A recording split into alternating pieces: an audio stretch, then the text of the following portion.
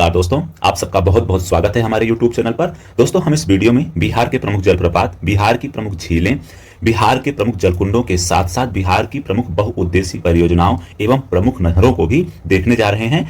अब हम सबसे पहले बात करते हैं बिहार के प्रमुख जलप्रपातों के बारे में। तो दोस्तों, जो जलप्रपात होता है किसी भी नदी का या कहें किसी भी जलधारा का ऊंचाई से नीचे की ओर गिरने की एक प्रक्रिया है जल की। ठीक है, तो ये जो आपका सवाल होगा कि आखिर जब नदियां नीचे की ओर गिरती हैं ये तो कटान कर देना चाहिए, इनको अपर्दन कर देना चाहिए और ये भाग नीचे हो जाना चाहिए था। जैसे आप हिमालय क्षेत्र में देखते हैं तो वहां पर नदियां जब बहती हैं तो इसका अपर्दन कर देती हैं, तो यहाँ गार्ज और कैनियन जैसी घाटियों का निर्माण हो जाता है। लेकिन यहाँ तो ऐसा नहीं हो रहा। तो जलप्रपात कैसे बन गया? फिर ये जलप्रपात तभी बनता है जब अपर्दन कोई नदी कर रही होती है या कोई जलधारा कर रही होती है, उसके बीच में क्या होता है, कठोर चट्टानें आ जाती हैं। इन कठोर चट्टानों की वजह से क्या होता है, ढाल में अकस्मात परिवर्तन होता है और अकस्मात परिवर्तन की वजह से ही जो जल होता है वो तीव्रता से नीचे गिरने लगता है। तो इसी प्रक्रिया को हम क्या बोल देते हैं, या नीचे गिरने वाली जो नदी की प्रक्रिया है तीव्र गति से, इसी को हम जलप्रपात बोल देते हैं। जब ये जलप्रपात नीचे गिर रहे होते हैं तब नीचे ही जलप्रपात जहां गिरता है वहीं पास क्या बन जाता है, जलकुंड की संरचना बन जाती है। दोस्तों, आई थिंक आपको चीजें समझ में आ गई होंगी।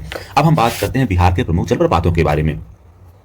तो दोस्तों, आप जब भोजपुर डिस्ट्रिक्ट में पहुंचेंगे तो आपको एक जलप्रपात दिखाई देगा जिसका नाम क्या है दोस्तों, उसका नाम है जियार कुंड जलप्रपात। तो जियार कुंड जलप्रपात का नाम ध्यान रखिएगा। अगर आपसे प्रश्न कभी पूछा जाए कि जियार कुंड जलप्रपात किस जिले में स्थित है तो है भोजपुर डिस्ट्रिक्ट। आप देखते हैं रोहतास जिले में पाए जाने वाले प्रमुख जलप्रपातों के बारे में। तो दोस्तों, ये है आपका रोहतास जिला। अब इस जिले में पाए जाने वाले प्रमुख जलप्रपात कौन कौन से हैं?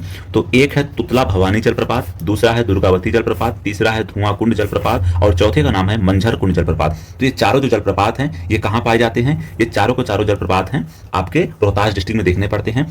आप ध्यान रखिएगा, दुर्गावती जो जलप्रपात है ये बिहार का सबसे ऊंचा जलप्रपात है। कैसा है? बिहार का सबसे ऊंचा जलप्रपात अगर आपसे सवाल पूछा जाए तो उसका नाम क्या है, दुर्गावती जलप्रपात है। अब आपके मन में सवाल उठेगा कि इसको हम याद कैसे करें। दोस्तों, इसको याद करने का जो तरीका है आप बहुत थोड़ा सा दिमाग से सोचेंगे तो बहुत अच्छे से मिल जाएगा।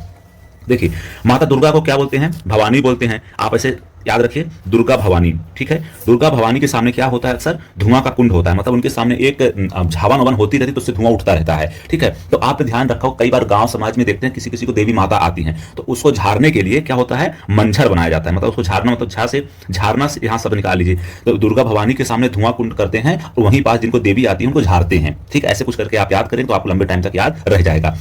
नवादा डिस्ट्रिक्ट में जब हम बात करते हैं तो बिहार के एक बहुत प्रमुख जलप्रपात देखने को मिलता है जिसका नाम है ककोलत जलप्रपात। ठीक है, तो ध्यान रखिए, ककोलत जलप्रपात कभी आपसे पूछा जाए तो उसका वो कहाँ है, किस जिले में स्थित है, तो उसका नाम है नवादा डिस्ट्रिक्ट। इसको आप शॉर्ट ट्रिक में कैसे याद कर सकते हैं? आप इसको नाक से याद कर सकते हैं। ना का मतलब नवादा, अक्का का मतलब ककोलत। ठीक है, अब हम बात करते हैं कैमूर डिस्ट्रिक्ट से, जिसे भभुआ डिस्ट्रिक्ट भी बोलते हैं।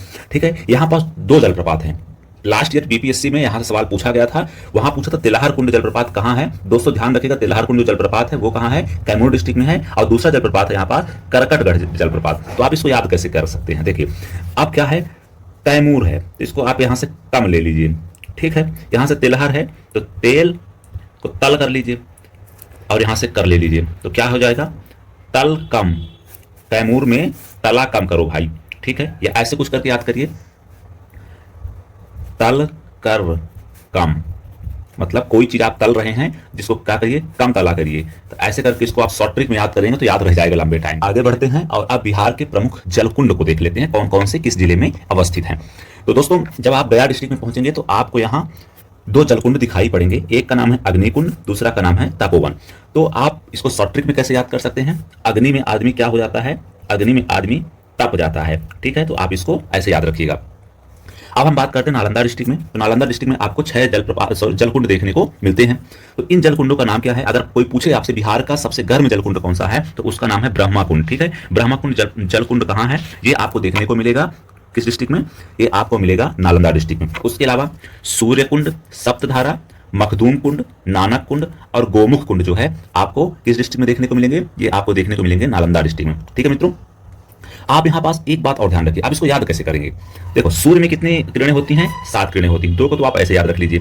ठीक है, उसके अलावा देखिए, गोमुख, गोमुख है, नानक है और मखदूम है। देखो, ब्रह्मकुंड तो आपको इसलिए याद रह जाए क्योंकि ये सबसे गर्म है प्रदेश, सबसे गर्म जलकुंड है प्रदेश का, तो आप तो नॉर्मली याद ही रख पाएंगे इसको। उसके अलावा नाम गो, नाम क्या है इसका ऐसे याद रखिए, नानक को ना ले लीजिए, मखदूम कम्मा ले लीजिए, नाम गोमुख, ऐसे करके आप इसको याद रखेंगे तो आपको ये तीनों भी लास्ट वाले याद रह जाएंगे। अब देखिए, अब मुंगेर डिस्ट्रिक्ट में हम पहुंचते हैं और मुंगेर डिस्ट्रिक्ट में आपको यहाँ भी 6 जलकुंड देखने को मिलते हैं। एक का नाम है ऋषि कुंड, रामेश्वर, सीता कुंड और लक्ष्मण कुंड। ठीक है, तो आप इन चारों को एक साथ याद रखिए। ये कैसे? आपको ध्यान होगा माता सीता को जब घर से निकाल दिया गया था या कहें कि उनको अयोध्या से बाहर कर दिया गया था तो ऋषि के यहाँ चली गई थी। तो आप ऐसे इसको याद रख लीजिए।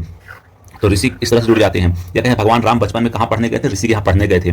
तो राम सीता लक्ष्मण का कहीं ना कहीं ऋषि संबंध था, तो आप इसको ऐसे रख लीजिए। ये आपको 3 नाम तो ऐसे याद रहेंगे राम सीता लक्ष्मण के। अब उसके अलावा भीम बांध और भरारी कुंड। तो भरारी कुंड को कैसे याद रखें? भीम और को, तो इसको आप ध्यान रख लीजिए। भीम जो है ना बहुत भारी थे, ऐसे करके याद रख लीजिए। भीम बहुत भारी थे। तो आपको मेरे ख्याल से सारे के सारे जलकुंड भी शॉर्ट ट्रिक के माध्यम से भी याद हो जाएंगे। चलिए अब आगे बढ़ते हैं और बिहार की प्रमुख झीलों को एक बार देख लेते हैं। तो अगर हम जब बिहार की प्रमुख झीलों की बात करते हैं तो आप पश्चिमी चंपारण डिस्ट्रिक्ट में बेतिया के पास में आप देखेंगे सरैया मन, आपको एक झील दिखाई देगी। कौन सी झील? सरैया मन झील आपको कहां दिखाई देगी? पश्चिमी चंपारण में बेतिया के पास। वहीं जब आप पूर्वी चंपारण में पहुंचते हैं तो आपको एक मोती झील, जिसे जो मोतिहारी के पास में है, वहीं पिपरा मन, ये भी मोतिहारी में है। तो आप पूर्वी चंपारण में 2 झीलें देखते हैं। एक का नाम है मोती झील और दूसरा का नाम है पिपरामन। तो मोती को हम क्या करते हैं? अक्सर पिरो देते हैं। पिरोना मतलब उसको हम एक प्रकार से ऐसे ऐसे करके धागे के अंदर लगा देते हैं, इसको पिरोना बोलते हैं अपने यहाँ की भाषा में। ठीक है, तो मोती को पिरो देते हैं। तो आप इस प्रकार से मोती झील और पिपरामन को याद रख सकते हैं। ठीक है, ये कहाँ है? पूर्वी चंपारण में है। आप दरभंगा में आते हैं तो आपको एक झील देखने को मिलती है जिसका नाम है कुशेश्वर। तो कुशेश्वर झील कहाँ है? दरभंगा डिस्ट्रिक्ट में है। तो आप इसको शॉर्ट ट्रिक में कैसे याद रख सकते हैं? देखिए, जैसे आप लवकुश याद करते हैं ना, तो लवकुश में एक ट्यूनिंग बन रही है, तो इसलिए आप इसको याद रख लीजिए डरकुश से।